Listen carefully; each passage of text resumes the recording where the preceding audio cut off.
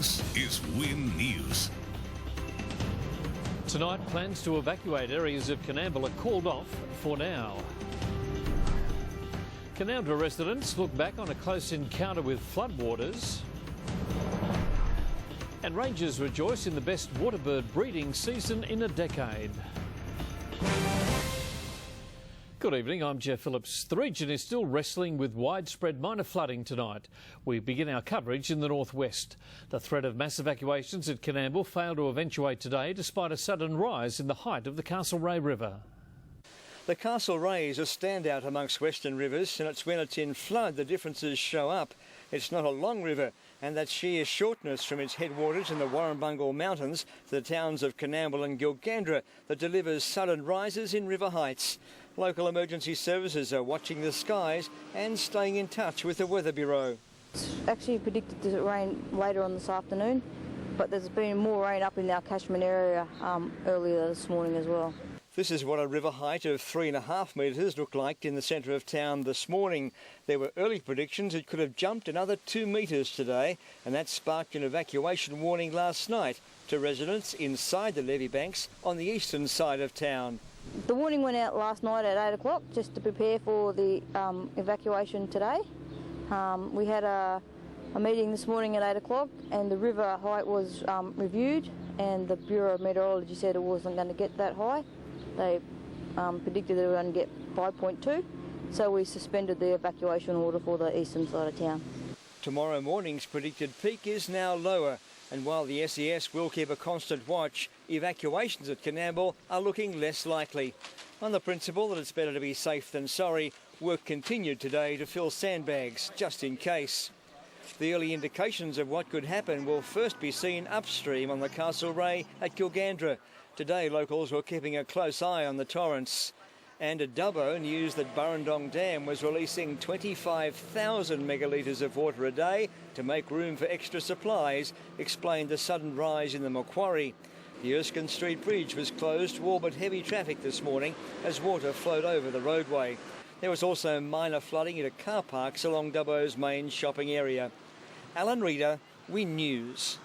Coonamble business owners in the main street have narrowly avoided flooding, with river water almost slapping at their back doors. An SES crew of 3 worked through the night to monitor rising water levels, which brought moderate flooding. The fast-flowing Belubula River peaked at 5.1 metres just after 9 this morning.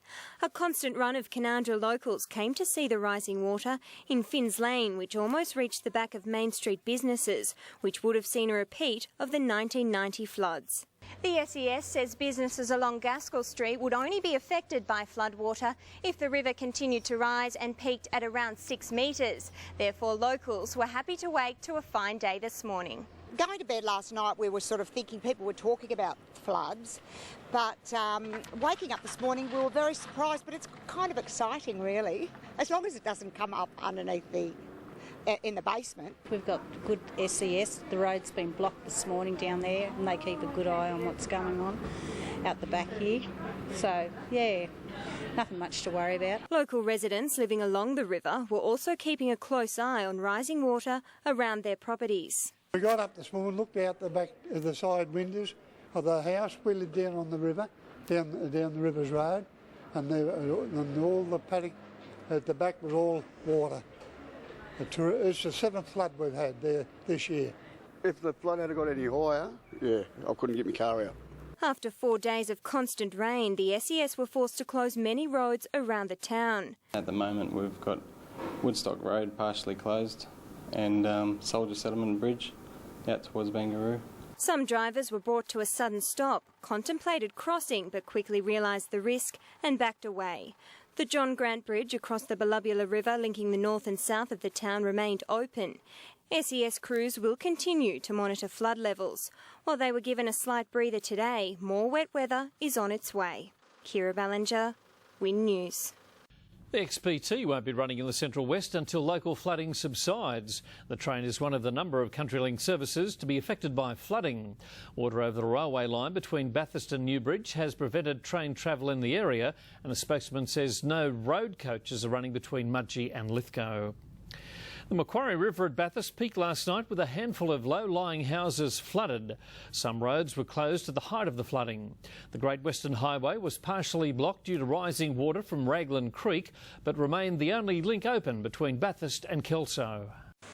The Gordon Edgell low-level bridge went under late yesterday afternoon. The Macquarie River rose dramatically during the day to peak at more than 4 metres around 11 last night. This was the scene as water rushed over the roadway around 8 o'clock. Branches and other material did collect against the bridge itself, but no damage was caused. This was the view from the air around 11 this morning, with water covering the roadway. The bridge is still closed, with water flowing over the road behind me. Last night, where I'm standing, the water was more than a metre deep. Hereford Street was closed off at the Stanley Street intersection and the Kelso end. Water was over Hereford Street closer to Kelso, where Raglan Creek also broke its banks.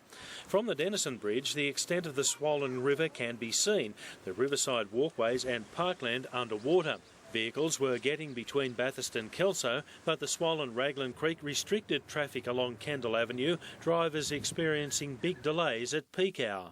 There's some properties at Georges Plains and some in Cardigan Street at Bathurst that were flooded by the Vale Creek. Obviously we've got Department of Community Services looking after those people, but they're the only properties that were affected in the Bathurst area. Water from the flooded Vale Creek was over Russell Street between Bathurst and Gormans Hill. Initially the road was closed, but as the flood water receded, a truck guided vehicles through the flow. Police Paddock and Proctor Park sporting fields were submerged. While the Bathurst flood peak has gone, the SES is on standby. A renewed flood watch has been issued for all rivers in the Central West area for today and tomorrow, with some more heavy rain predicted. And there's another rain front coming through next week that could produce major flooding in the Central West. So we're certainly geared up for the next week for potential flood operations. Peter Freestone, WIN News.